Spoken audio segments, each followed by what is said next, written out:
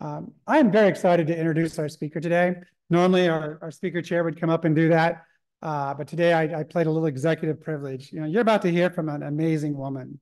She's been with us since 2010, you know, at every level of leadership inside Valencia before taking reins as our 5th president. I mean, so people hang around a long time here. She has been, you know, president of Osceola, Lake Nona, Ponciana, a few of them at the same time.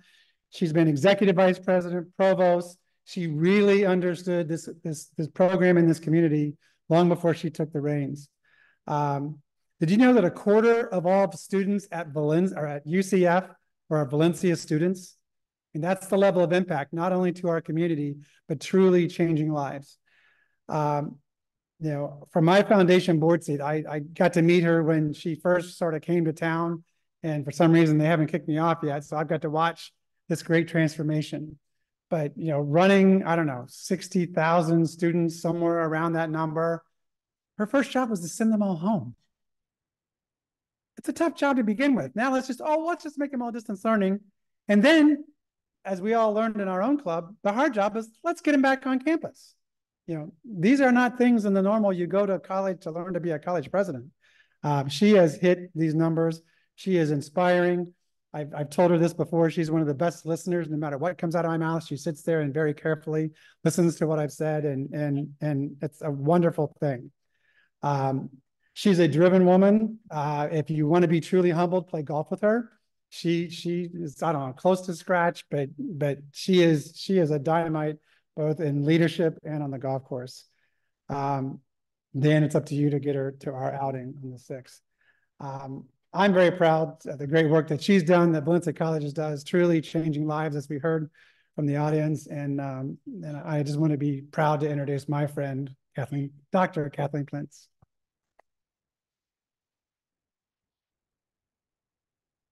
I'm very happy with it. Thank you.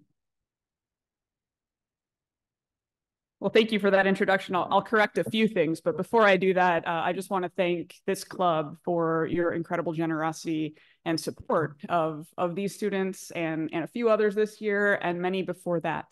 That is really special to see the community come around behind and support our youth that are our future.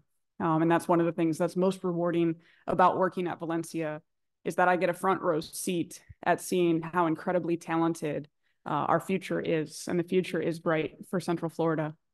I have been at Valencia since 2010. I started as president in 2021. We did start right in the middle of the pandemic, and with everything that has gone on for just about the last 3 years since I've been president, I've decided it's only fair to count these as dog years. So I am celebrating my 21st year as president of Valencia College. And I will say that this job is quite hazardous to my golf game. Gotten around to about a 5, but I am probably playing like a 15 handicap. So, right. So Valencia College was established in 1967, so a little bit after your club. But we have been in Orlando and serving Orange and Osceola counties for almost 60 years in Central Florida.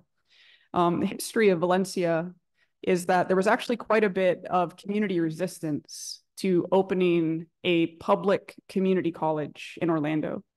Because at the time, there was actually a private junior college that did not admit Black students and did not admit students who practiced the Jewish faith.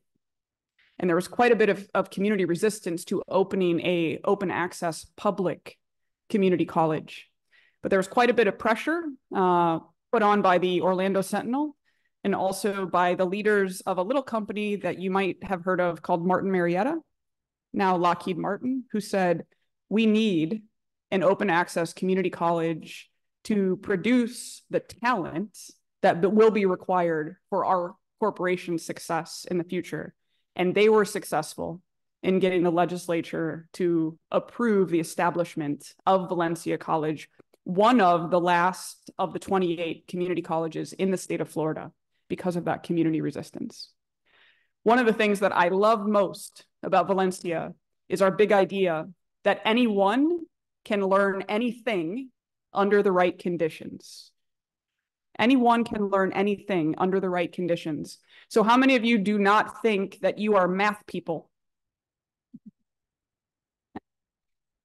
So we reject that notion because there's not actually an algebra gene, right? So you're not like genetically predisposed to be able to solve polynomials or not. If you don't feel like you're a math person, it's because you haven't yet had the conditions of learning to demonstrate to you how good you could be at math.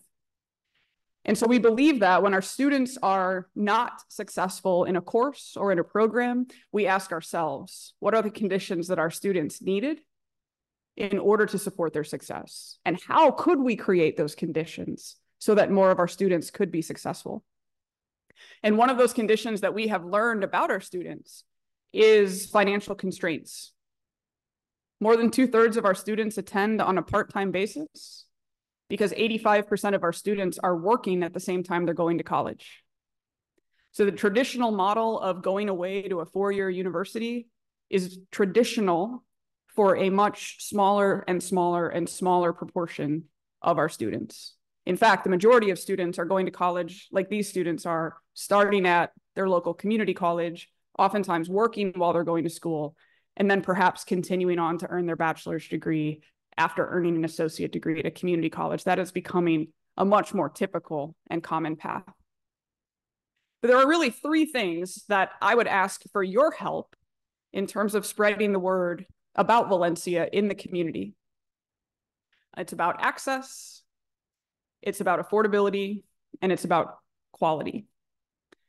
So the first point about access, we are in the college admissions season, and I am so thankful that I am not in the business of breaking students' hearts. Because at Valencia College, we are extraordinarily proud of admitting the top 100% of applicants. We do not measure our excellence by who we exclude, but rather by whom we include. So there were a lot of students who had their hearts broken by getting a rejection letter from their university of their dreams. And we don't do that. Any student who wants to attend Valencia College is guaranteed admission. The requirements to pursue a degree at Valencia is a high school diploma or a GED, period. So that's one favor that I would ask of you. If you maybe know of a student who perhaps had their sights set on a dream college and maybe didn't get in, if you could help them understand that there is still a very viable pathway for them. There's a really good choice in town. We hear often from students that they hear in high school that they're not college material, that somebody, sometimes their teachers, will tell them you're not cut out for college. And it is really hard to help students overcome that thought. Once that seed is planted, it almost takes 100 times for us to say, no, you can do anything you want to do. You might have to work really hard at it, but you can do anything you want to do, include graduating from college. So if you could help spread the word about how we will welcome everyone who wants to learn. Second point is about affordability. Oftentimes, when I go out in the community and I ask, what do you think a degree from Valencia costs? The most common answer I hear is about $50,000. Now, I'm not going to ask this group because I know you know better, but the media attention that is paid to the student debt crisis and all of the media attention about forgiving student loans overshadows the point that you do not have to take on debt to go to college. An associate degree from Valencia College, all in, costs about $6,000. Our tuition is less than the cost of the meal plan at any residential university. So your $1,500 scholarship for our students literally is a full ride. Our tuition cost is $103 per credit hour, and full-time enrollment is about 12 to 15 credit hours. So you can do the math. So many students believe that college is simply out of reach. Many parents and families think that college is out of reach because of the perception of cost. So if you could help spread the word about how affordable Valencia is as an option.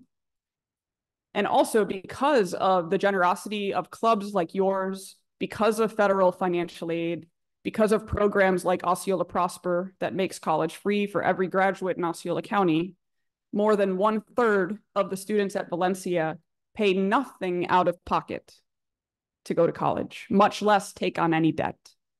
So this idea that you have to take on debt to go to college is a myth, but it is the other side of that coin is not being communicated.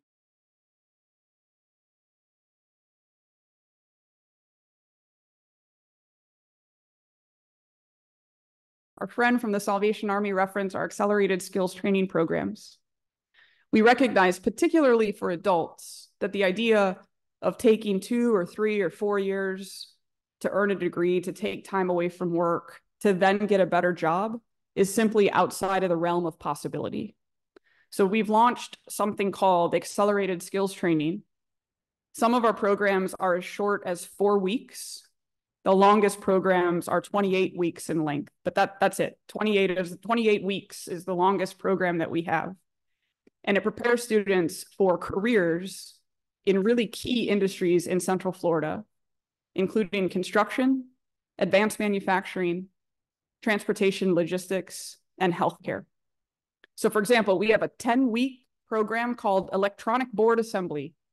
It was a program that was requested by Lockheed Martin. They helped us design the curriculum. Many retired Lockheed employees actually serve as instructors in the program. And in that program, students learn about soldering, about wire harnessing, about creating the electronic boards that ultimately go into, some cases, the missiles that Lockheed Martin is producing. But our students are not only learning the class 1, class 2, but also the class 3, which is necessary for the production of aeronautical elements that go into space. 10 weeks. At the end of 10 weeks, it is like the NFL draft, because our employers come in and our students, our graduates, have multiple job offers. And part of the curriculum that we actually had to add was how to help students assess, is it better to take a job $18 an hour without benefits, or with benefits, I should say, and $20 an hour without benefits? How do you decide which one's a better choice, right? So like we've actually had to build that in to the curriculum. We now have 1,000 students graduating from those programs each year. So both in terms of tuition cost and also cost of time, we've tried to be very, very responsive to our students and community's needs. And then finally, just in terms of quality, if you could help spread that word. Sometimes community college is referred to as the 13th grade. Sometimes Valencia is referred to as Kirkman High. We hear it. You can start at Valencia and you can go anywhere. And our students and alumni have. We have students who transfer to any university or college that you could name. Our students have gone there. You probably have heard about the incredible Direct Connect to UCF pathway, which guarantees admission to UCF for every one of our associate degree graduates. So those students from Orange and Osceola County who got a letter from UCF saying that they were not admitted as freshmen, they got a letter from us right afterward that said, hey, we heard you want to be a Knight. Did you know there's another way to go to UCF? You start at Valencia, and then as soon as you finish that associate degree, you're guaranteed. And by the way, your bachelor's degree diploma looks exactly as if you had spent all 4 years at UCF. That pathway is so powerful that 1/4 of the UCF graduates are already Valencia alumni. Since 2006, there have been 43,000 Valencia alumni that have gone on to earn their bachelor's degree from UCF. And because of the cost of our tuition, that has saved families over $250 million over that period of time. But our students can and do go anywhere after starting at Valencia. They can go directly into the workforce. They can get hired by amazing employers, both locally and across the country. So if you could help dispel that myth about community college that still may exist among particularly some of our high schoolers. Our adults don't seem to have quite the same impression, but some of our high schoolers are perhaps a little bit less than excited about coming to Valencia. But you could help spread the word about how high quality our institution is. So with those three favors, we admit everyone, we are affordable, and we are high quality. If you could help spread that word, that would be extraordinarily helpful to us and to our community. And with that, I would be delighted to open it up to any questions that you might have. Start over here, Doctor. You struck a nerve with me. My high school counselor said I should join the Navy and learn a trade. But my older brother went to Michigan State. Sounded like a lot of fun, so I ended up going, graduating with honors. Just that my discipline in college was better than my discipline in high school. But how are you getting the word out into the schools that they can actually go, either free or very inexpensively? Yeah, so we have a terrific partnership with our local high schools. We have actually shared positions, shared counselors that are technically school district employees. So they have all of the access to students in the high schools, but they also have all of the technology access to our information system. So if students need help with the application process or with the financial aid process, those individuals really serve as that bridge to help support students. I would say in addition to that, one of the things that we do is send a letter to every graduating senior in both Orange and Osceola counties saying, congratulations, you've been accepted into Valencia College. They may not even been applied, but we send them that letter to get the word out that they are welcome at Valencia.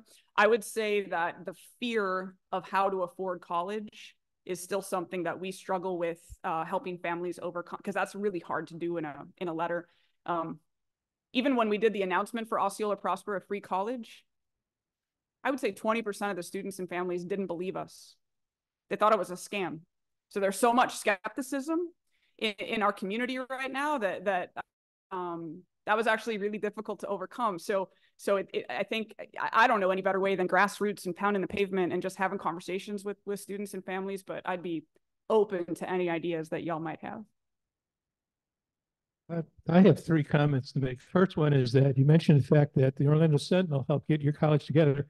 That was Martin Anderson, a longtime member of this Rotary Club. No kidding. Anderson Street is right over there, by the way. Wow. The other thing is my oldest daughter originally went to Embry-Riddle to become a pilot because she was a woman and she figured a big advantage. She was doing great and she just gave up after about a half year. So I don't want to do this. Next year she went to Seminole Community College. Just wasted a year. She was floundering. Then she said, I'm going to go to Valencia. Well, she went to Valencia and something clicked. I don't know what you guys did, but right now she's an executive AAA headquarters, has a wonderful life. Wow. And the third thing I want to mention, when Sandy was leaving, everybody was frightened because he built in Valencia to the best community college in the United States. It was incredible. And he says, that's okay. Wait till you see my predecessor. She's even better than me. So. Thank you. Thank you. Hard to follow that. My question is, if we go out and get the word, how are you able to take everyone and say no? Because sort of 10,000 more students this coming year said we want to go. How are you able to do that? Because you don't have the, one of the problems is having enough staff to teach. I know you can do a lot of that online, but there's a lot of other things going on. So how do you do that? It is our mission to be an open access institution. It doesn't come without challenges, of course. And one of the really significant challenges that we face is that we receive the least amount of funding per student from the state of Florida than all of the 28 colleges in the state. Largely because generally community colleges in the state of Florida have experienced an enrollment decline of about 30%. Valencia is the only college that has grown over the last decade.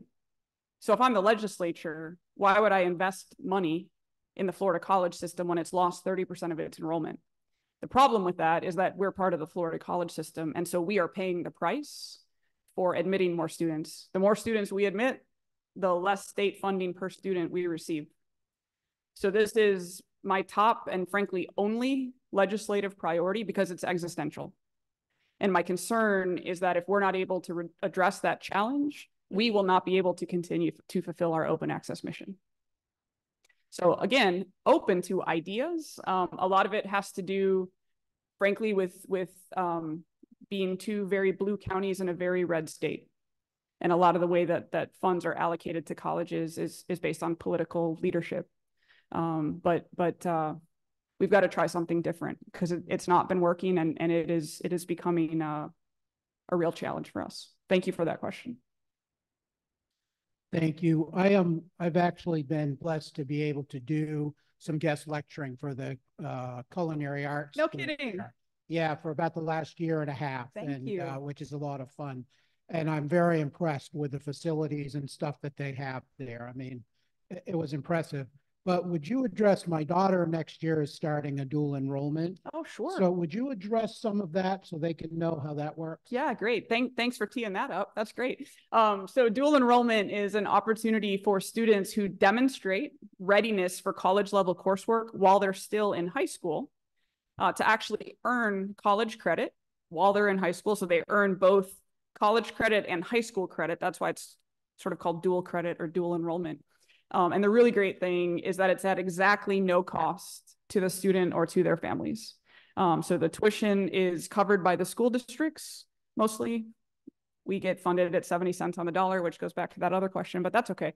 And the school districts also cover the cost of the instructional materials of the textbooks. So it's a really, really fantastic opportunity for students to get a head start on college. And every year we have somewhere between 400 or 500 students that actually graduate from Valencia before they graduate from high school. Technically, they walk in our graduation ceremony and they can't actually officially graduate from Valencia because we can't admit them as a degree-seeking student until they earn their high school diploma. So they're non-degree seeking, they earn their credits, they get their high school diploma, and then the next day they graduate from Valencia. But it's pretty extraordinary, and kudos to your daughter, to those students and their parents that are just so accelerated and have the drive and motivation to really begin college early. And it's a fantastic opportunity. We have about 4,000 students each year that take advantage of that. So thanks for that question. Well, thanks for your presentation today. I went to University of Florida, love that university. My son went to Valencia, then on to Florida. Excellent. And he says that his education at Valencia was better. Wow. Not happy about that, but I did have a question. Do you offer online classes for the whole degree, or have you learned something from COVID where you were so much online that there's opportunities there that in the future that's probably the direction maybe we're going with education instead of on campuses? Yeah, it's a great question. So the majority of our degree programs can be completed fully online. Some cannot, of course, culinary arts being one of them that you cannot do online. Nursing and all of our allied health programs, our public safety and firefighter, of course. So those programs that, of course, have the real technical, vocational, hands-on learning simply cannot be translated well online. But the associate in arts degree, which is the degree that students would earn to transfer to the university, or some of our programs such as business or accounting, we have been able to figure out, computer programming, of course, we've been able to figure out how to offer online. During COVID, we literally were 97% online and 3% in person for those programs that just had to meet, like nursing, like public safety. Over the last 3 years, we've been encouraging students to return to campus. This semester, we're at about 50.5% in person and 49.5% online. I don't see us going back to where we were before the pandemic, which was about 70% online, 30% face-to-face. I think we'll probably settle at about 60% online, 40% face-to-face. But that doesn't mean that 60% of the students are taking all of their classes online. What we're finding is that students are often choosing a blend. So they'll do 2 classes online, 2 classes in person. And that choice is really personal for students. I would have thought, for example, that all students would want math in person. Not true. Some do. Some absolutely say, I need to be in that classroom, otherwise I can't learn math online. Others say, do you know what? I'm really embarrassed in class if I have to ask a question. So what I love about the online class is that I can just watch the video over and over again until I get it, and I don't have to worry about raising my hand to ask the professor to repeat what they said. So we're really, again, creating the right conditions for each and every student.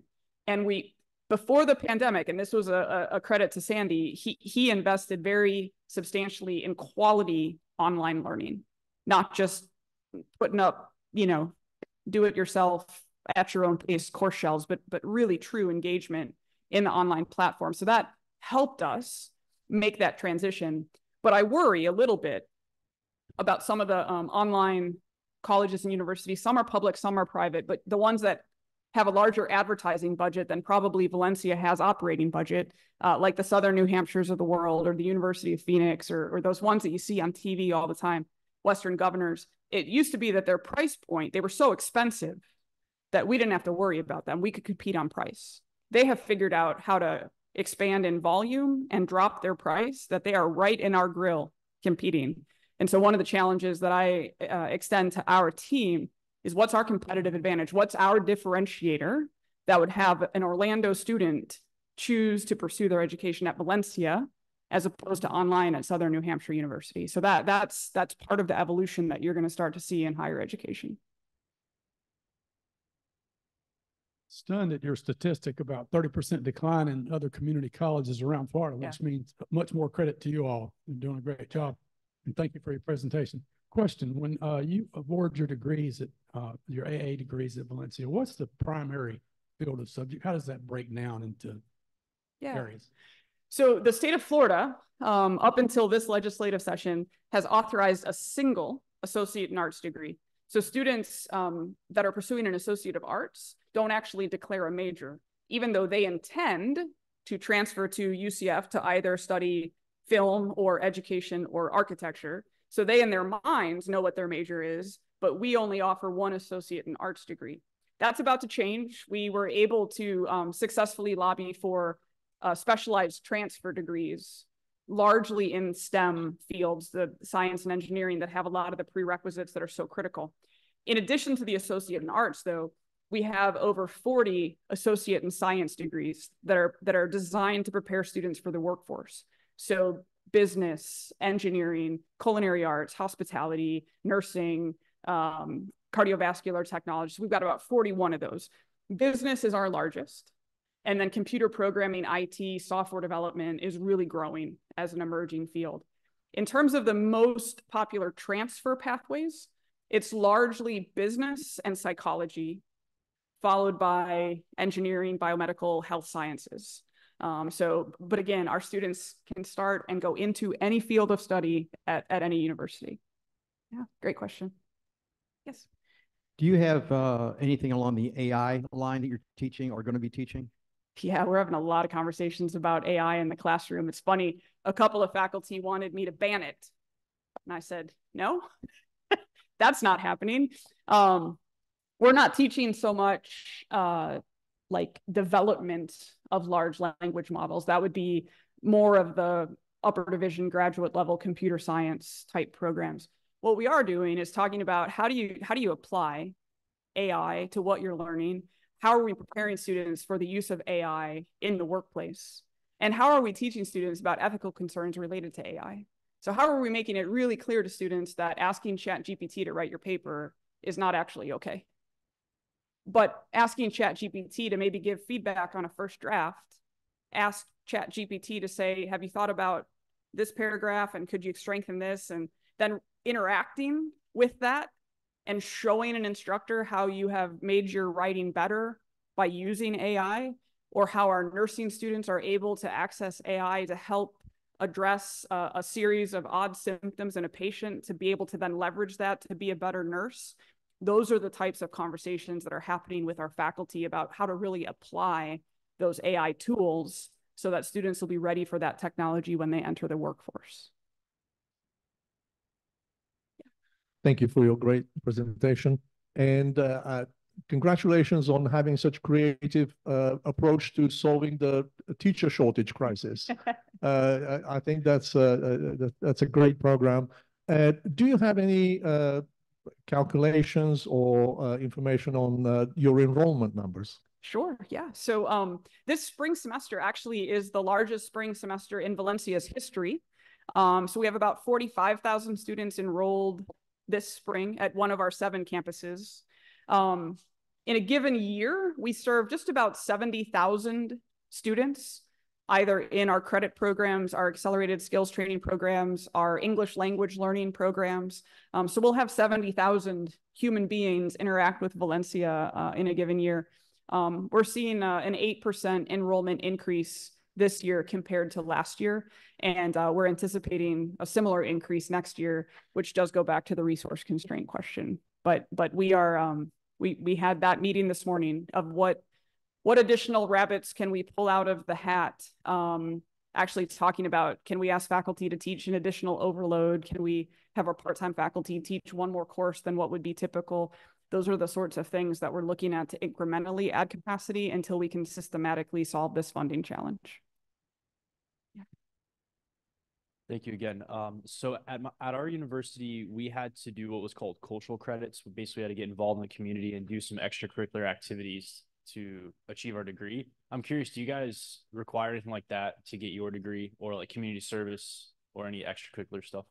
So we have an honors program that incorporates service learning as one of the elements. So we have several hundred students that participate in our honors program and would have a requirement of doing service learning to graduate with that honors distinction. The state of Florida has introduced a civic literacy requirement, which requires students to take either a political science or a history class, and then also pass a state civic literacy exam. So that's the sort of general graduation requirement, along with, of course, general education. I would love to incorporate, whether it be community service or internship or work experience, as a requirement for degrees. The challenge, I think, is that because of the additional responsibilities that our students are balancing in their outside lives, I think that would be really difficult for us to expect of the majority of our students, but it fits in perfectly with an honors program where students can raise their hand and say, I've got some extra time, I really want to engage and learn about leadership and learn about making a difference in my community. And then their diploma actually is designated as such, and those students are guaranteed admission into UCF's Burnett Honors College. Doctor, thank you for being here, and thank you for your leadership in educating this community. So much. That was wonderful. A wonderful Rotary crop. Thank you. You probably have 2 or 3 already. Thank you so much. Thank you. Was I right? Our students are in great care. I get to hear her speak occasionally, and no notes, eye contact, detailed information. It's just a wonderful experience.